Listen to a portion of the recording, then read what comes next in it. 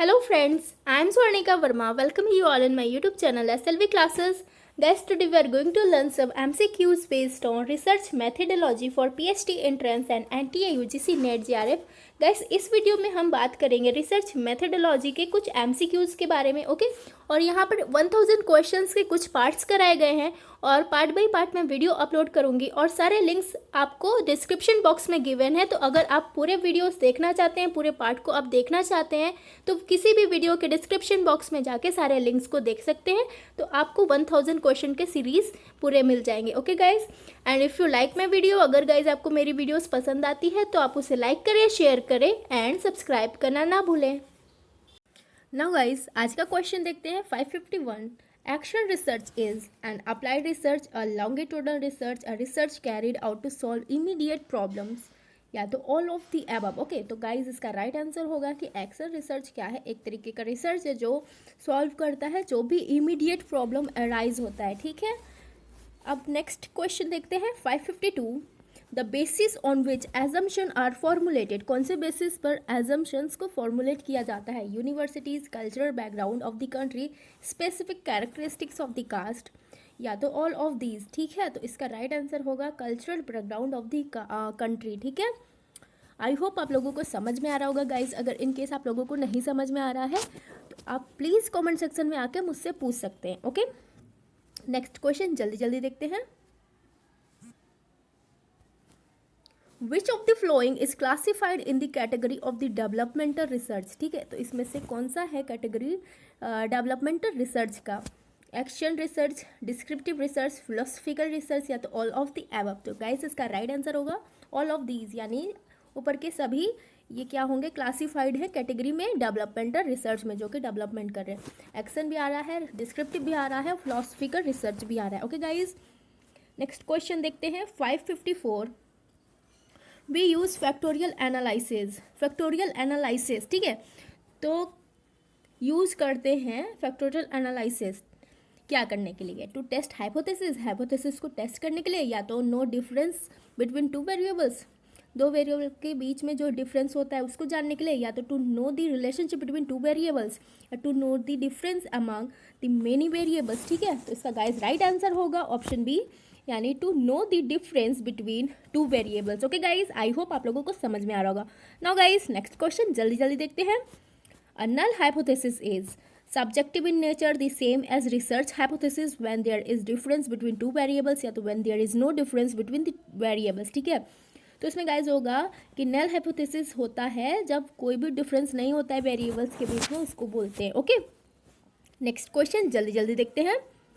The research which is exploring new facts through the study of the past is called content analysis. यहाँ पर पहले ही question में समझ में आ जा रहा है कि जो डील कर रहा है पास्ट से, study of the past, past यानी भूतकाल। भूतकाल में आपका एक ही ऑप्शन है जो कि हिस्टोरिकल रिसर्च है। हिस्ट्री भी तो एक तरीके से इतिहास होता है, भूतकाल के बारे में बताता है। तो क्वेश्चन से भी ऑप्शन में आप जाके देख सकते हैं, ठीक है। तो पास्ट है इसीलिए ये क्या हो जाएगा, हिस्टोरिकल रिसर्च हो जाएगा।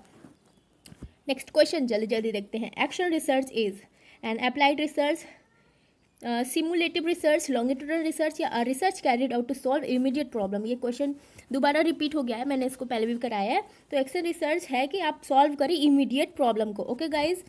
नेक्स्ट क्वेश्चन देखते हैं। The process not needed in experimental research is, experimental research में ये प्रोसेस नीड मतलब इसकी कोई आवश्यकता नहीं है, ठीक है। कंट्रोलेंट की ऑब्जर्वेशन या मैनिपुलेशन या कंटेंट एनालिसिस, तो यहाँ पर क्या है, एक्सपेरिमेंटल रिसर्च की बात कर रहा है ना, तो इसमें मैनिपुलेशन की कोई भी आवश्यकता नहीं है, ठीक है। Manipulation is always part of historical, descriptive, fundamental या एक्सपेरिमेंटल। तो मैनिपुलेशन किसका पार्ट है, आपका डिस्क्रिप्टिव का पार्ट है, ओके। नेक्स्ट क्वेश्चन जल्दी जल्दी देखते हैं guys 560। Which correlation coefficient best explain the relationship between creativity and intelligence, ठीक है। 0.3, 0.5, 0.6 या 1.00। तो ऑप्शन होगा इसका गाइस डी, यानी कोरिलेशन कोएफिशिएंट बेस्ट जो अच्छे से एक्सप्लेन कर रहा है, बेस्ट एक्सप्लेन कर रहा है relationship between the creativity and intelligence. तो ये है आपका 1.00, ओके गाइज। आई होप आप लोगों को समझ में आ रहा होगा।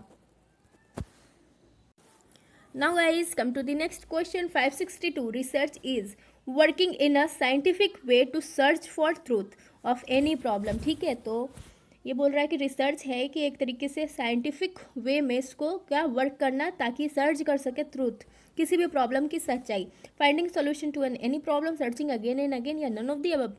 तो रिसर्च में सच्चाई तो हम लोग ढूंढते हैं, जो भी प्रॉब्लम की ट्रूथ होती है, रियलिटी होती है, ठीक है, उसी को साइंटिफिक तरीके से हम लोग वर्क करके उसको सर्च आउट करते हैं। ओके, तो इसका ऑप्शन ए होगा right. Now guys, come to the next question 563. A common test in research demand much priority on objectivity, reliability, usability, या तो ऑल ऑफ द एबव। ठीक है, तो इसका गाइज होगा ऑल ऑफ द एबव, यानी ये तीनों ही ऊपर के सही हैं, जो कि कॉमन टेस्ट रिसर्च में जो होता है उसको वो प्रायोरिटी देता है बहुत ज़्यादा। ओके, नेक्स्ट क्वेश्चन जल्दी जल्दी देखते हैं guys. Now guys, come to the next question 564. Which of the following is the first step in starting the research process? ठीक है, तो रिसर्च प्रोसेस स्टार्ट करने के पहले पहला स्टेप क्या होता है? आइडेंटिफिकेशन और प्रॉब्लम, यानी प्रॉब्लम को जांचना, ठीक है, सर्वे ऑफ रिलेटेड लिटरेचर, ठीक है, जो लिटरेचर होता है उसका सर्वे करना, या तो सर्चिंग फॉर द सोल्यूशन, जो भी प्रॉब्लम है उसके सोल्यूशन को सर्च करना, या तो searching sources of information to locate problem. ठीक है, तो इसका होगा कि searching source of information to locate problem, यानी सर्च करना उस इंफॉर्मेशन को जिसको कि वो प्रॉब्लम को लोकेट कर रहा है। ओके, तो ऑप्शन डी आपका राइट हो जाएगा। यहाँ पर just a minute, A B C D यहाँ पर होगा option A B C D, D आपका ये है। ओके, नेक्स्ट क्वेश्चन देखते हैं 565. If a researcher conducts a research on finding out which administrative style contributes more to institutional effective, this will be an example of, यहाँ पर कुछ statement है, वो किसका एग्जाम्पल है ये बताना है। तो एक रिसर्चर है जो कंडक्ट करा एक रिसर्च किस पर? Finding out which administrative styles contribute, जो भी एडमिनिस्ट्रेटिव स्टाइल है वो कंट्रीब्यूट कर रहा है मोर टू इंस्टीट्यूशनल इफेक्टिवनेस, जो भी इंस्टीट्यूशनल होता है ना इफेक्टिवनेस, यानी प्रभाव डालना, ठीक है, तो उससे रिलेट कर रहा है ये, तो ये किस में आ जाएगा? Applied research, action research, basic research, या नन ऑफ द अबव। तो होगा ये अप्लाइड रिसर्च। अप्लाइड क्यों होगा? क्योंकि यहाँ पे बोल रहा है finding out which administrative style contributes more to institutional effectiveness. ठीक है, ये ऐसा स्टेटमेंट है, इसीलिए अप्लाइड होगा, अप्लाई किया जा रहा है एक तरीके से। ठीक है, नेक्स्ट क्वेश्चन देखते हैं।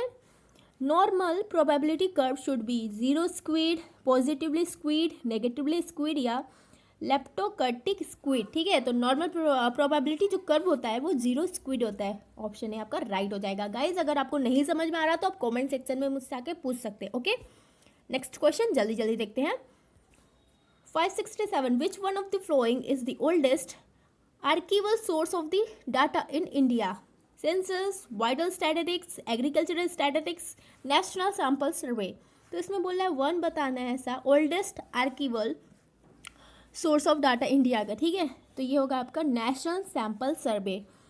नेक्स्ट क्वेश्चन देखते हैं 568. In a large random data set following normal distribution the ratio of number of data points which are in the range of mean plus minus standard deviation to the total number of data points is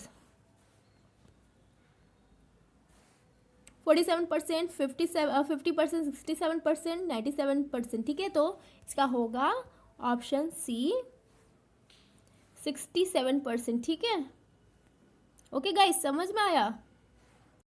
आपका हो जाएगा right.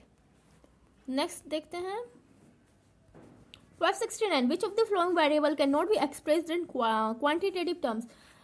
कौन सा इसमें से नहीं है जो एक्सप्रेस हो रहा है क्वांटिटेटिव टर्म्स में? Marital status, numerical aptitude, professional aptitude, socio economic aptitude. ठीक है, तो ये आपका प्रोफेशनल एटीट्यूड जो है क्वांटिटेटिव टर्म्स में नहीं हो रहा है एक्सप्रेस्ड। ओके, अब now guys, come to the last question. आज के वीडियो का लास्ट क्वेश्चन देखते हैं 570. A doctor studies the relative effectiveness of two drugs of dengue fever. His research would be classified as case study, ethnography, descriptive survey, या तो experimental research। ठीक है, तो इसमें होगा आपका ऑप्शन डी, यानी एक्सपेरिमेंटल रिसर्च होगा राइट।